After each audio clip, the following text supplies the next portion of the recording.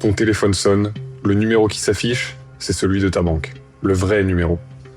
Au bout du fil, un conseiller, poli, calme, professionnel. Il connaît ton nom, ton agence. Il te dit qu'il y a des paiements suspects sur ton compte, qu'il faut agir vite. 30 minutes plus tard, ton compte est complètement vide.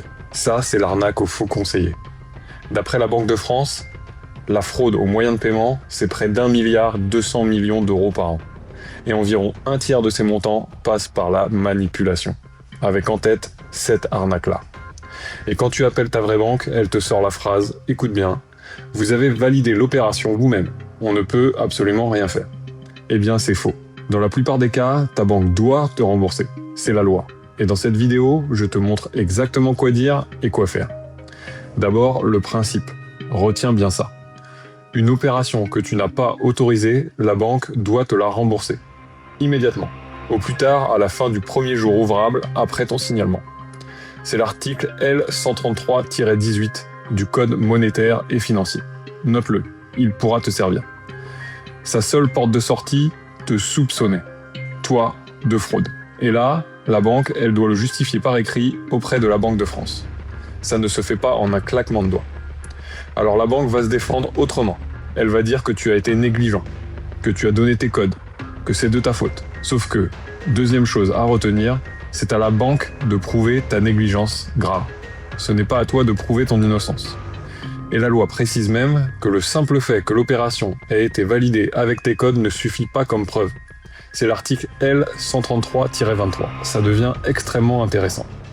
En octobre 2024, la Cour de cassation, le plus haut tribunal français, a tranché. Un client piégé par un appel qui affichait le numéro de sa vraie conseillère, ça s'appelle le spoofing.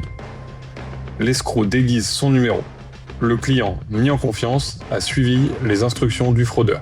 54 100 € ont été volés. Le verdict, ce n'est pas une négligence grave. L'arnaque était trop crédible. La banque a dû le rembourser.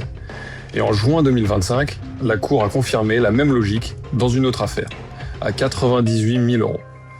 Donc, si on t'a piégé avec le numéro de ta banque, un conseiller crédible, tes informations personnelles, tu as de très bonnes chances d'être remboursé, même si tu as validé l'opération. Maintenant, le plan d'action. 4 étapes dans l'ordre à suivre.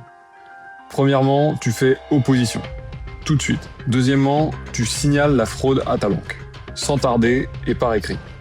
Un mail ou une lettre recommandée, ça peut également fonctionner.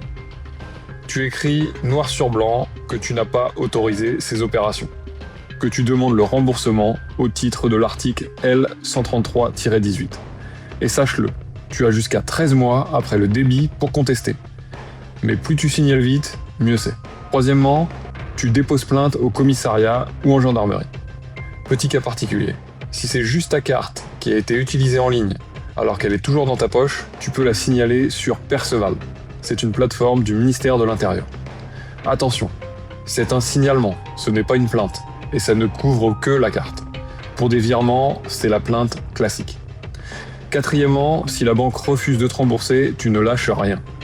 Tu saisis le médiateur bancaire. C'est gratuit, ça se fait en ligne, après ta réclamation écrite. La plupart des gens abandonnent au premier refus. C'est exactement ce que la banque espère. Et pour ne jamais tomber dans le piège, 3 règles non négociables. Un vrai conseiller ne te demandera jamais un code reçu par SMS. Un vrai conseiller ne te demandera jamais de valider une opération dans ton application pendant qu'il est au téléphone. On te presse, tu raccroches. Et au moindre doute, tu raccroches et c'est toi qui rappelles le numéro au dos de ta carte. 30 secondes qui peuvent te sauver de milliers d'euros. Dernière chose, depuis fin 2024, les opérateurs télécoms ont l'obligation de bloquer les appels qui usurpent un numéro. Le spoofing parfait devient de plus en plus dur. Mais les escrocs s'adaptent. Numéro inconnu, SMS, mail. Les 3 règles, elles ne changent pas. Si cette vidéo peut éviter ça à quelqu'un que tu connais, partage-lui. Et surtout, abonne-toi. Ici, on parle banque, argent, de tes droits et tout ça sans blabla. Dis-moi en commentaire si toi ou un proche a déjà reçu un de ces appels.